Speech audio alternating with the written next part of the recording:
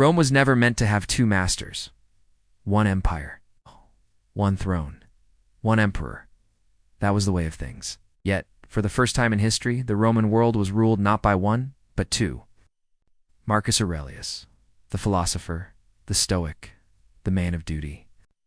Lucius Verus, the playboy emperor, charming, reckless, extravagant. Two emperors, two minds, two visions of Rome. They shared power, they shared armies, they even shared victories. But was Rome stronger for it, or weaker? Together they faced plague, war, and the endless hunger of enemies pressing at Rome's frontiers. And yet, whispers filled the streets. Did the emperors had a secret rivalry? Did they conspire against each other?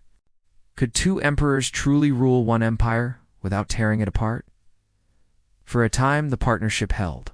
Rome's armies marched, the empire endured. But behind the facade of unity lay a truth no one could ignore.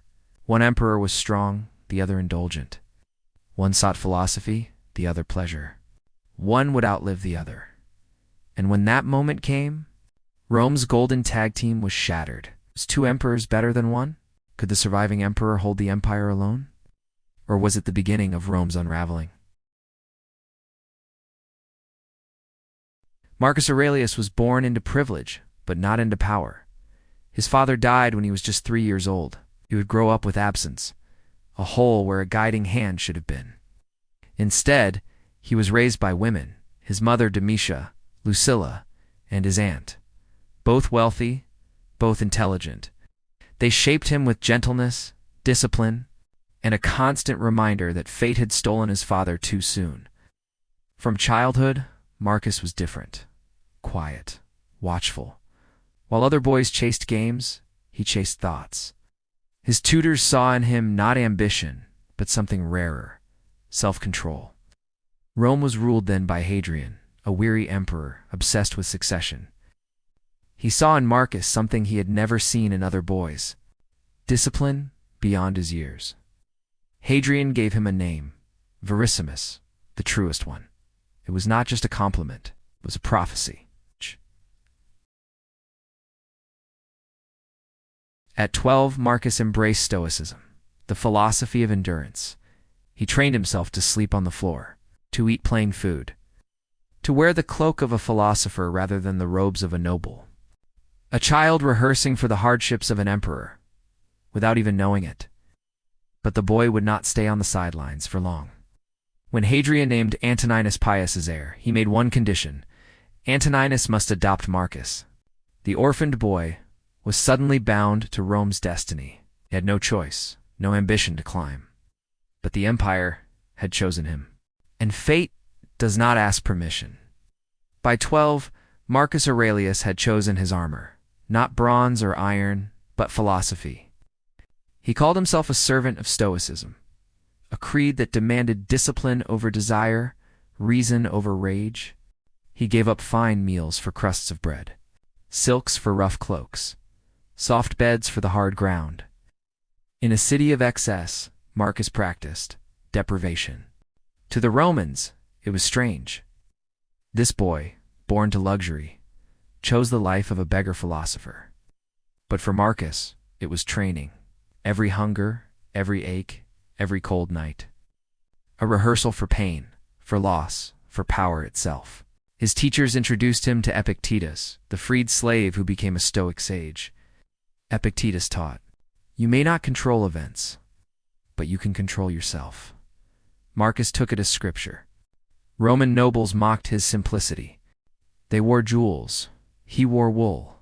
They chased power. He chased truth.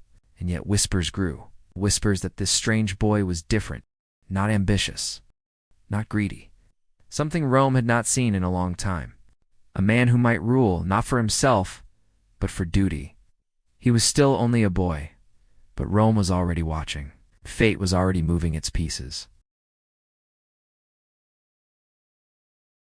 While Marcus Aurelius grew up quiet, studious, almost burdened by his sense of duty, Lucius Verus lived a very different childhood. His father, Lucius Aelius, was a rising star in Roman politics. Charismatic, handsome, and powerful, He was once chosen by Emperor Hadrian himself as heir to the throne. But fate was cruel. Lucius's father died young, his health destroyed before he could ever claim power. The boy was just 7 years old. While Marcus Aurelius was being groomed for philosophy, Lucius was groomed for survival. Without his father's shield, the boy might have vanished into history. But Hadrian, and later Antoninus Pius, saw value in keeping the bloodline close. So Lucius was taken under imperial protection. He was adopted into the household of Antoninus Pius, the same man who had adopted Marcus. It was here that the fates of two boys began to intertwine. But where Marcus was solemn and disciplined, Lucius had a wilder spirit. He enjoyed games, sports, hunting. He embraced luxury, pleasure, and indulgence with ease. Two heirs, two opposites, raised together, destined to rule together. It was a balance of philosophy and passion, discipline, and desire. But could such different men ever share power without rivalry? That question would linger for decades. When they finally wore the purple, Rome would find out. Hadrian, the restless emperor, builder of walls, keeper of Rome's fragile borders. But in his final years, he was consumed by one question: who will inherit the world I leave behind? He saw something in Marcus Aurelius, not ambition, not hunger for war, but discipline, reason, a kind of inner gravity that pulled others into his orbit. But Marcus was too young, too untested. So Hadrian devised a plan. He named Antoninus Pius as his successor, a man steady enough to keep the empire whole. But there was a condition. Antoninus had to adopt Marcus as his son, and another boy, Lucius Verus, as well. The empire's future was bound not by blood, but by law. In a single stroke, Marcus Aurelius, the orphan philosopher, was no longer just a boy. He was heir to the greatest empire the world had ever seen. For Marcus, it was no triumph, no ambition fulfilled. It was duty, a weight he had not asked for, God, and one he would carry for the rest of his life. The stage was set. The boy in the cloak would one day inherit the purple. But when his time came, Rome would not hand him peace. It would hand him fire. When Hadrian died, Rome expected turbulence, a storm of ambition. But instead, Antoninus Pius ascended to the throne, and Rome found itself in rare silence. Antoninus was no conqueror. He was no builder of monuments.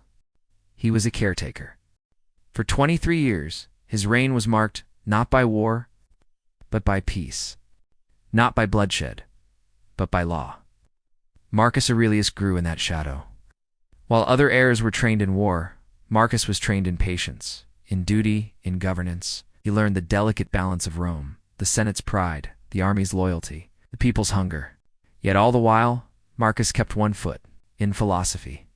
He studied law by day, Stoic texts by night. Rome saw in him a strange contradiction.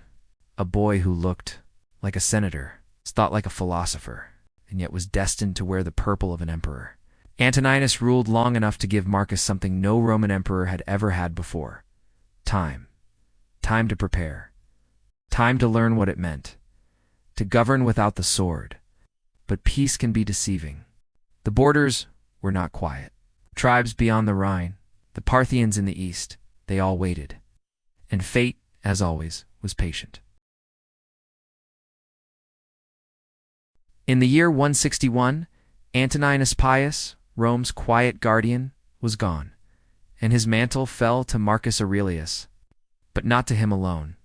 For the first time in Roman history, the empire had two emperors ruling at the same time: Marcus Aurelius and Lucius Verus, bound not by choice, but by Hadrian's old bargain. They were opposites. Marcus, disciplined, austere, a student of Stoicism. Lucius, flamboyant, indulgent, a man of feasts and spectacle. To Rome, it was a strange arrangement. One ruled with his mind, the other with his charm.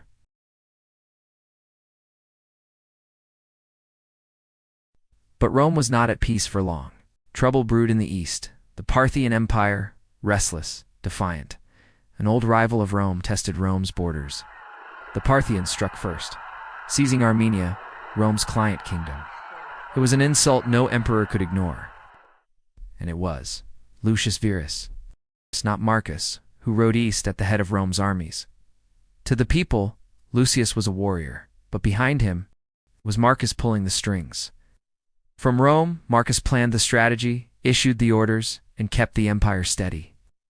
Lucius basked in glory, Marcus bore the burden. From the palaces of Rome, Marcus devised the plans. Every move, every counterstroke, Lucius commanded the armies. Marcus commanded the war. Rome struck back. They crushed Parthian garrisons, sacked their cities, even burned Seleucia, a jewel of the East, consumed in flames. Victory was complete. The Senate hailed Lucius as Parthicus Maximus, conqueror of Parthia. But with it, something else. Behind the parades, a shadow traveled with the legions. The soldiers returned not just with spoils, but with a plague born in the East, unleashed upon Rome, the Antonine Plague. It spread like wildfire, killing farmers in the fields, citizens in the streets, even nobles in their villas. By some accounts, 5 million dead. 1 in 10 Romans gone. A sickness that would spread through every corner of the empire, weakening Rome in ways no army ever had. This was the world Marcus inherited, Rome weakened by victory, or an empire sickened by its own triumph. Lucius reveled in glory, Marcus carried the burden. The philosopher who never sought power was now emperor of a dying world.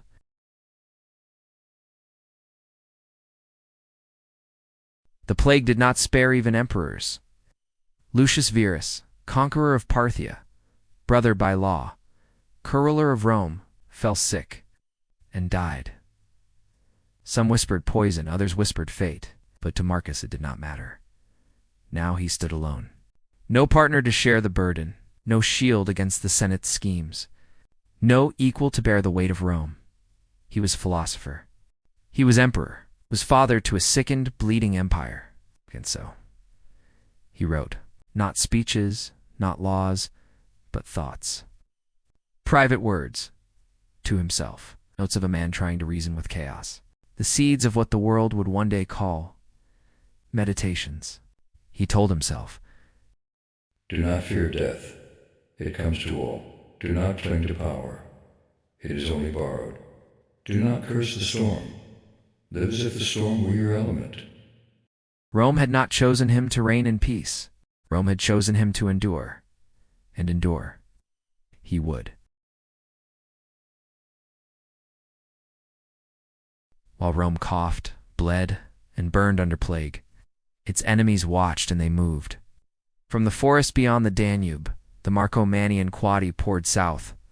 They were not raiders. They were nations, families, an entire people pressing against Rome's frontiers.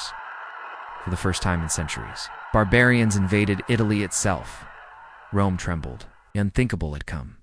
Marcus Aurelius did not shrink back to the marble halls of the Senate. He rode north, into the mud, the hunger, the endless rain, and there he met the storm. The wars were not glorious. They were brutal, long, endless. For over a decade, the Danube frontier became his life. Stand firm, accept fate. Do what is right, not what is easy. In the summer of 172 AD, during the Marcomannic Wars, Rome's 12th Legion was surrounded by the Quadi. The Romans were exhausted, cut off, and worst of all, they were dying of thirst in the blazing summer heat. The enemy had them pinned down on a plateau. Escape looked impossible. He spoke to himself as much as to his soldiers. Then, a miracle, just as the Roman army was about to collapse, a sudden violent thunderstorm broke out. Rain poured down, reviving the parched legionaries. They drank, filled their helmets, and regained strength. At the same time, lightning and hail battered the Quadi forces, throwing them into chaos. The Romans seized the moment, broke through the encirclement, and turned what should have been a disaster into a miraculous survival. It should have been the end, annihilation in the heat of summer. To Christians, it was the hand of their God. To Marcus, a Stoic, it was fortune, a moment seized, nothing more. But to his men, it was a miracle. Proof that Rome still carried the favor of heaven. What should have been a massacre became a legend. But Marcus knew it was no miracle, only chance, only nature. The plague devoured his cities, the frontier devoured his armies, and yet he endured, not because he sought victory, because he had no choice. This was not the Rome of Augustus. This was not the Rome of Caesar. This was Rome on the edge. And Marcus Aurelius was the only thing holding it together. He had spent his life at war, not against Rome's enemies, but against chaos itself. The tribes, the plagues, corruption, the hunger for power. And yet, his greatest war was within, against fear, against desire, against the pull of despair. These writings, never meant for the world. Notes to himself, fragments of thought. What we now call the Meditations. The last breath of Stoicism, born not in libraries, but in blood-soaked camps. Rome would never see another like him, an emperor who wielded absolute power, yet longed only for virtue. A ruler who could command 100,000 men, yet questioned whether he commanded himself. In the spring of 180 CE, Marcus Aurelius fell ill. The army watched as the Philosopher King faded. His last words, lost to time, but the world remembered what he wrote. Waste no more time arguing about what a good man should be. We won. With Marcus died the last of the 5 good emperors. Rome had been guided by wisdom, but ahead came fire, came blood, and emperors who would not measure up. The age of peace was over.